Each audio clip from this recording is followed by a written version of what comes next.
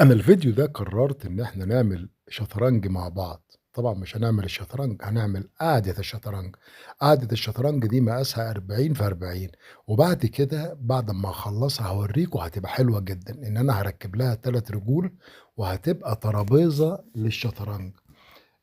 في الحقيقة أنا قطّعت 4 مِلّي ميلامين ومتغطي بطبقة ميلامين مقاس 5 في 5 عملت 64 حتّة، كل 32 قطعة لون، وابتديت زي ما حضراتكم شايفين أرصها، جبت طبعًا اللزق اللي هو المادة دي، جبت العلبة دي حضراتكم عارفين هي بتتباع من 120 ل140 جنيه، وبعد كده ابتديت إن أنا أرص واحدة، واحدة، واحدة، واحدة، واحدة طبعًا بيج، واحدة بني، واحدة بيج، واحدة بني.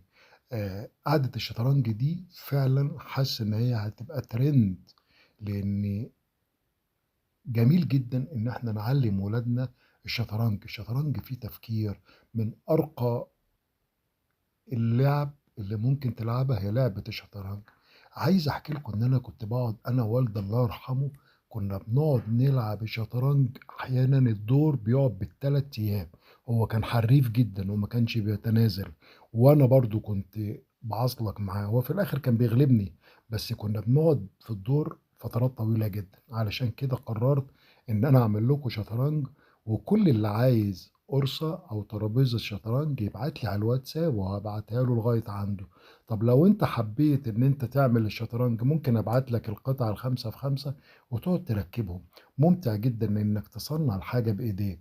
وطبعًا القرصة اللي حضراتكم شايفينها اللي تحت دي مقاسها 40 في 40 أنا لقيت قرص عندي كده فرُحت مركّب عليها، يعني أنت لو عندك قرصة قطّعها 40 في 40 وابعت لك أنا القطعة دي اللي هي ال5 في 5 ابعت لك 64 قطعة، كل 32 قطعة لون وتعمل بشطرنج بإيدك، وحاجة ممتعة جدًا، جدًا، ويالّا كلنا نلعب شطرنج ونخش دورات، لإن هي فعلًا لعبة جميلة وممتعة. تحياتي، أشرف شندي. إيه رأيكم في ها؟ حلوة.